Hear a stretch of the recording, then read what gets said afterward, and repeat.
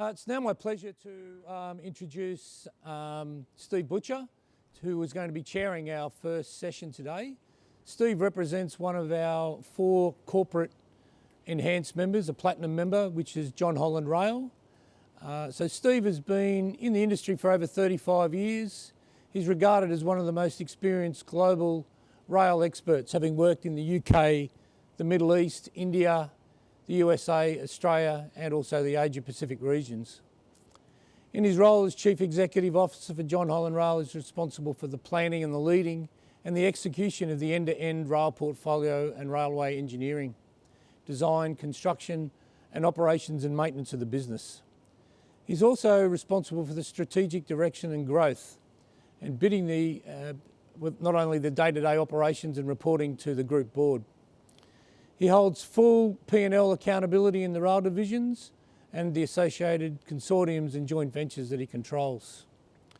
Prior to joining John Holland, Steve was the Managing Director of Global Transport for Serco, where he's responsible for the operational and strategic aspects of the global transport business. Steve is a highly experienced board director.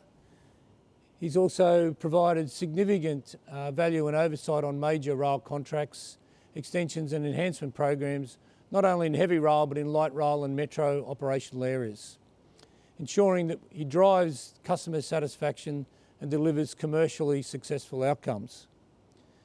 Steve is an experienced frontline rail operations as well as representing both corporate interests. He's also provided a track record in motivating high-performance teams and enduring a culture of disciplined achieving those targeted outputs. Would you welcome Steve to run our first section this morning? Thanks, Steve. Okay, well, good morning. Thank you, Mark, and certainly Gary, some really thought-provoking areas in there. First of all, I'd like to say a real big thank you to PWI. John Holland is very proud to be a platinum member of PWI, and just I think more than ever this year, in the times of challenge and the times of how we've had to look at new ways of working, there is no better year to have a PWI conference on certainly innovation and bursting the bubble and doing things in a very different manner. So thank you very much for certainly inviting me along. Proud to be part of the PWI, but most importantly, I'd like to say thank you to all of the PWI community, and certainly no more than this year for doing some great innovative stuff, but also for being a rail industry and a rail community that pulls together. I think this year, more than ever, is more important for us to stick together as an industry and drive the industry forward and be very proud of what we do and what we deliver every day. I'd just like to talk through a little bit. I mean, John Holland is really about transforming lives. We enjoy working with lots of different partners. We enjoy working with lots of different industry players, and we're very proud to work alongside all of our industry partners.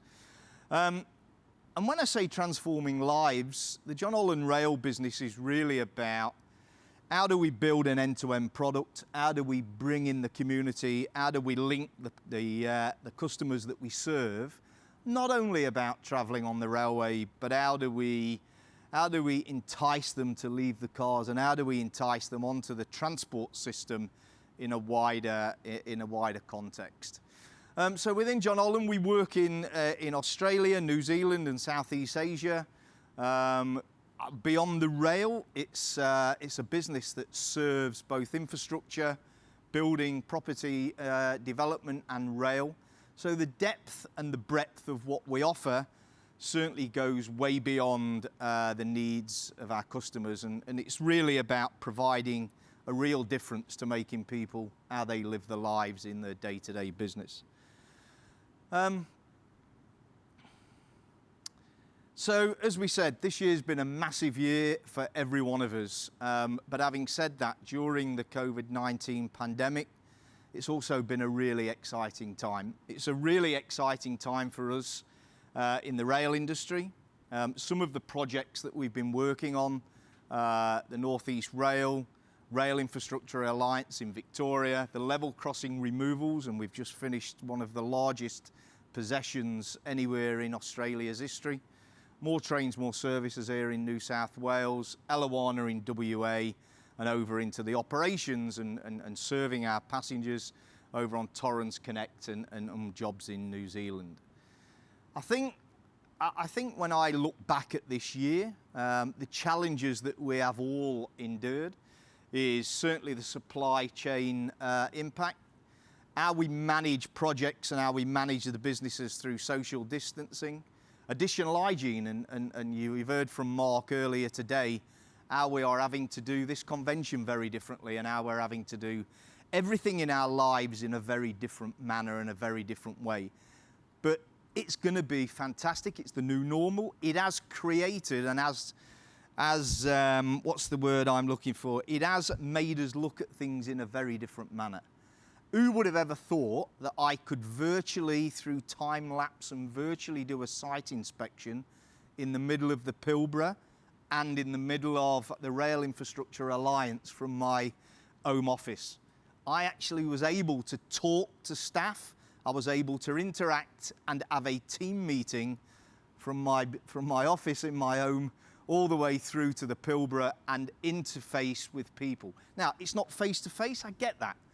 But it's certainly about being able to keep contact with people, making sure people are safe, making sure people are interacting and being able to talk to us and keeping that contact. But more importantly, it is important about monitoring people's health. It's important about, as Gary said earlier, it's about understanding new information and new data and how can we test the boundaries, how can we do things very differently, and how can we quickly adapt to new rules. You know, network patronage is currently down. It's starting to increase again in the various states. But this is about how we continue to innovate.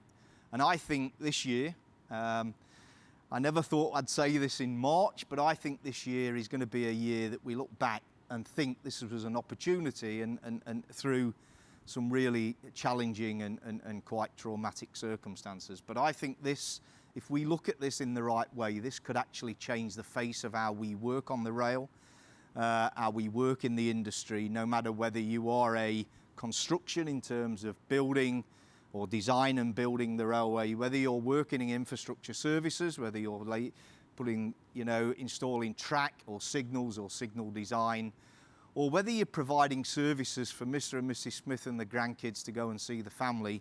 It's all about what we do as a railway family, and it's really important that we do that.